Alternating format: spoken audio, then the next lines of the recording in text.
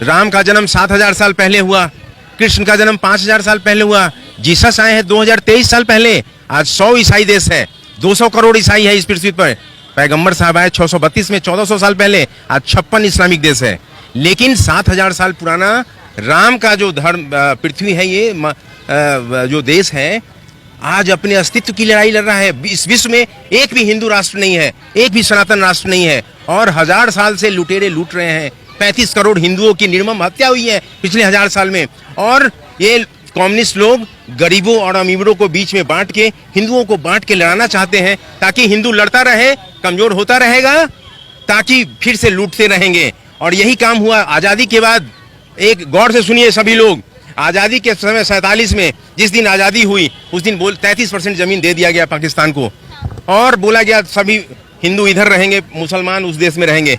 आजादी का दूसरा दिन, जिस दिन पाकिस्तान बंटवारा हो गया 14 अगस्त को, 15 अगस्त को बोले जो जहां रहेगा वहीं रह जाएगा। मतलब जमीन भी ले लिया 41 करोड़ एकड़, कोई गया भी नहीं इधर से।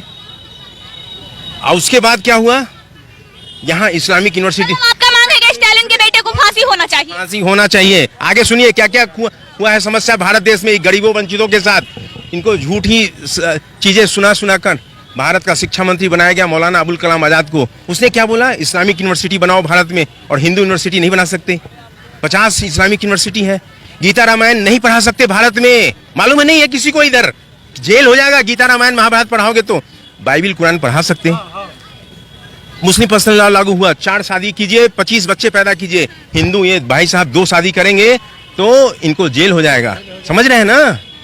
3 बच्चा दूसरा चीज, उसके बाद क्या किया, मंदिरों को एक्वायर कर लिया। कोई मंदिर का पुनर्निर्माण नहीं होगा, सभी मंदिरों का सरकार अधिग्रहण कर ली, मंदिरों को अधिग्रहण कर ली, टैक्स वसूली। उसी दूसरी तरफ मदरसा मस्जिद के लिए पैसा, हज के लिए सब्सिडी, माइनॉरिटी कमीशन बना के लाखों अरबों खरबों पैसा दे रही है। सनातन धर्म को छोड़ के बाकी धर्मों को बढ़ावा दिया जाए। सनातन को समाप्त करने के लिए पूरा काम किया गया। आगे उसके बाद क्या किया गया वो भी सुन लीजिए।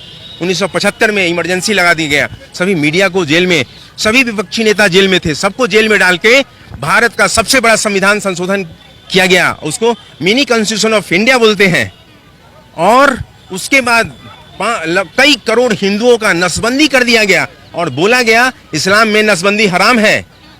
उसके बाद 91 में लाया गया वर्शिप एक्ट, जिसके तहत बोला गया स्टेटस को मेंटेन करना है। जो 1947 से पहले का जो मंदिर है उसको कोई पुनर्निर्माण नहीं करेगा। बाबर ने 40,000 मंदिर तोड़ा, उसका पुनर्निर्माण नहीं कर सकते आप भारत में, उसी स्थिति में रहेगा। उसके बाद लाया गया वक्फ बोर्ड कानून, लाखों एकड़ जमीन दे दिया गया। सेना और रेलवे के बाद सबसे ज्यादा जमीन उनको दिया गया।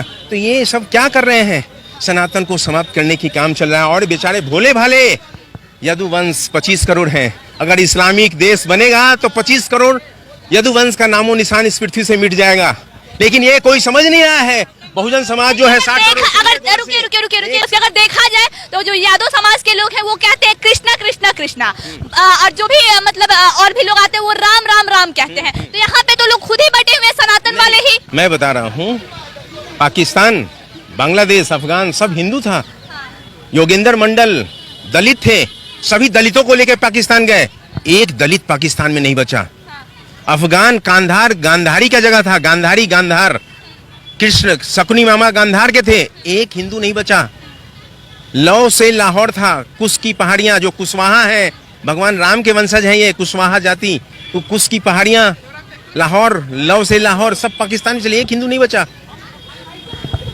मतलब आप हिंदुओं को खत्म करने की साजिश की जा रही है। अच्छा हिंदुस्तान हमारा, मातृभूमि को बचाइए आप लोग। एक दलित वंचित को कम्युनिस्ट ब्रेन वॉश करके लाल झंडा पहले पकड़ा देता है कि हिंदुत्व का नाम निशान खत्म किया जा रहा है। ये लाल झंडा पकड़ा के देश के अगेंस्ट में लड़ाई लड़ाएगा, अपने में हिंदू लड़ता रहेगा, और तब तक वो संख्या बढ़ा के बाद में लाल झंडा को हरा झंडा बना देंगे।